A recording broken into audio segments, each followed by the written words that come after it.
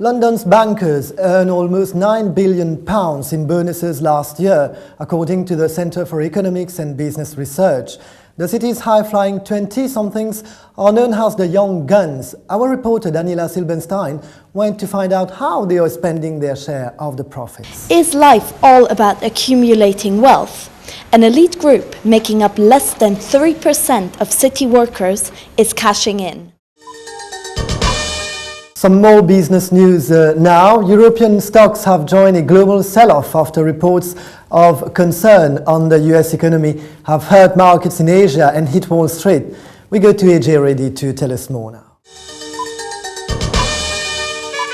The story of John Charles de Menezes, the Brazilian killed by the police in London, is to become a drama on the widescreen. Stephen Frears, who made The Queen, is the executive producer. As Carolina Cavalcanti reports, the film will focus on events before his death and impact on London's Brazilian community. Stockwell Tube Station, South London. Here, Jean Charles de Menezes was mistaken for a suicide bomber. Smoothies have become the leading beverage of health-conscious consumers in the UK. According to Mintel market reports, £134 million were spent on these fruity drinks last year. But are smoothies really as nutritious as we have been led to believe? Melissa Sek reports.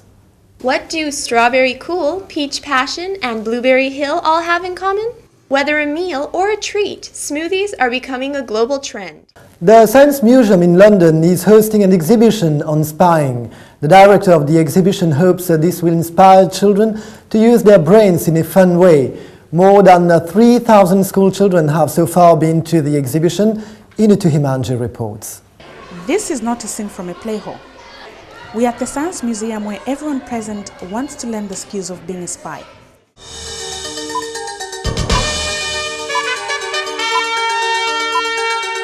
The British government is tackling air pollution across the country.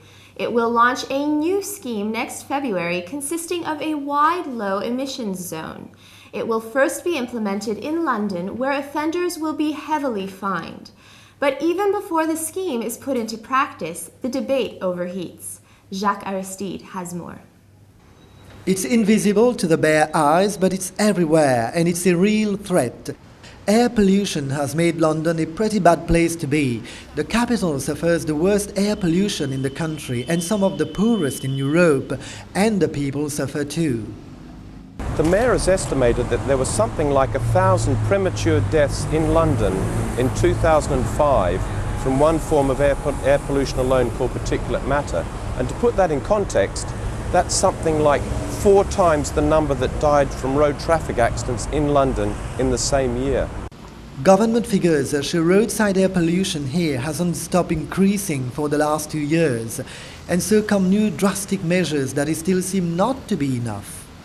The low emission zone in general is a good thing, but it's very expensive, it doesn't go far enough, quickly enough, and it doesn't make the best possible use of technology, which are the Euro 4 emission standards which are already available. If London really wants to host the greenest games in modern times, it should achieve sustainably at least World Health Organization recommended standards of air quality by the time of the London 2012 Olympics. Lorries, buses and coaches that do not meet these new low-emission targets will be charged £200 a day. Some, like the Road Haulage Association, say it's not fair. Others say the scheme is a tax disguised as an environmental measure. The debate, however, stops here, as no matter what, the new low-emission zone will be a reality in 8 months.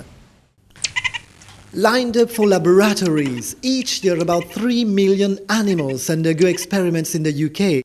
A new survey shows a majority of people now approve of animal research.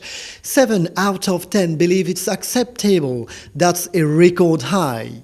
Even when most of the public support us, if we stay silent, it can seem as if there's a lot of opposition because the animal rights groups are very vocal and they make a lot of noise, so just their voice is being heard. We do need to be more active in running campaigns on the other side. Researchers like Dr. Festing say these tests are essential to save human lives. There aren't alternatives at the moment, and almost every new medicine, every major vaccine or surgery is developed using animals, so there are huge advantages and medical benefits to people and of course to animals as well. But other scientists don't agree. They doubt the value of animal tests. They say the only way to settle the matter is through an independent and transparent scientific evaluation. I believe that in this day and age we have more sophisticated methods of testing new drugs before they go into humans. I think that we need to move towards more personalised medicine, and that it's too difficult to tell in advance which animal tests of the many that can be performed are going to apply to humans. There's no way of knowing in advance. Beyond the scientific dispute, the debate sometimes gets overheated, with animal activists using violence and intimidation. They often clash with police forces and threaten people.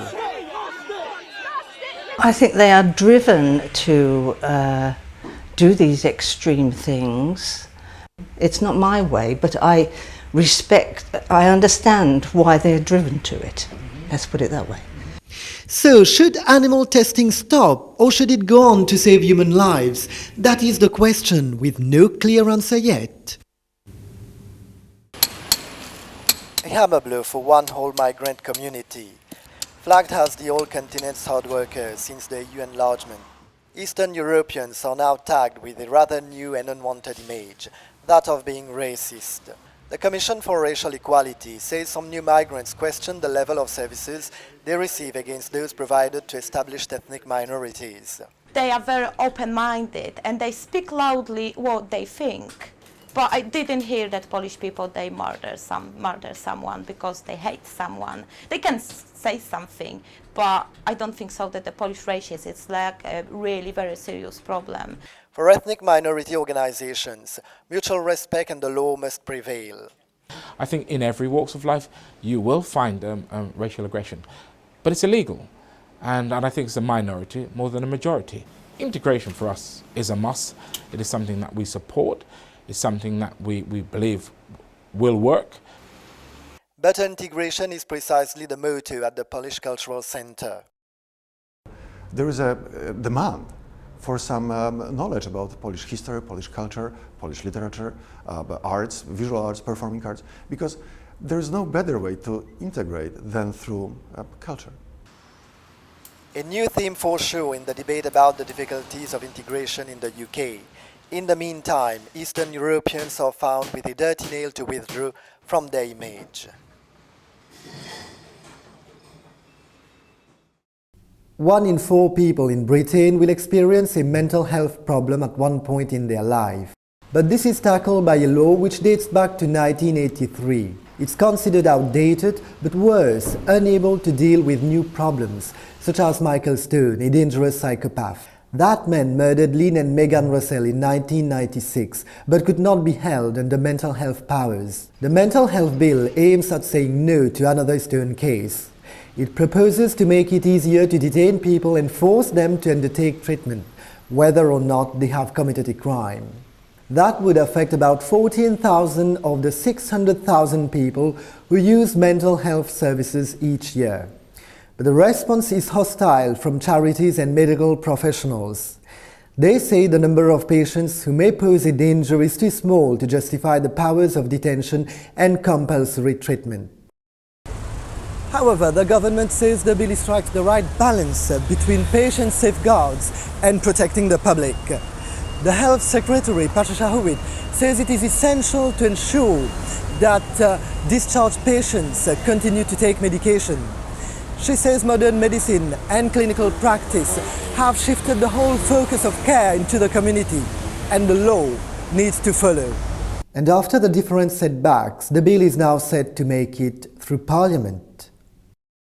From all of us here at City News, have a great evening. Goodbye.